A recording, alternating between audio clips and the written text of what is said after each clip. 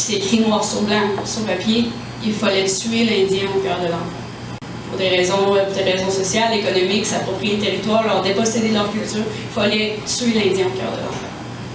La femme est sous-représentée en politique autochtone, donc c'est suite à la colonisation qu'ils ont fallu adopter le modèle européen, en fait, un modèle occidental. Ben, il a fallu qu'ils se hiérarchient. Donc là, on assiste à vraiment une sous-représentation des femmes autochtones en politique. Chez les Cris, sur 9 communautés, il y a seulement une femme qui est chef, Darlene Chichu à Waskaganish.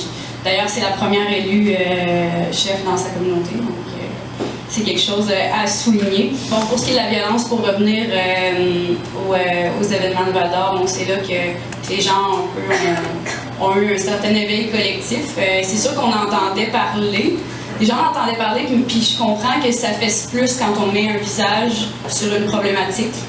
Pour une fois, on avait des témoignages de femmes qui sont encore vivantes parce que malheureusement, il y a beaucoup de femmes qui sont assassinées, des femmes autochtones qui sont assassinées. Donc là, on avait des témoignages, puis des témoignages qui datent de loin. Donc c'est vraiment une problématique, mais c'est une crise nationale en fait.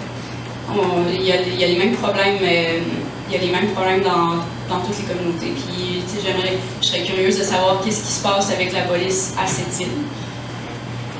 Étant donné qu'il y a beaucoup d'Autochtones là, même si c'est une ville qui est non autochtone. Donc, c'est vraiment un problème qui est national, en fait. Donc, une femme autochtone a 4 fois plus de chances, en fait, de se faire, de subir de la violence.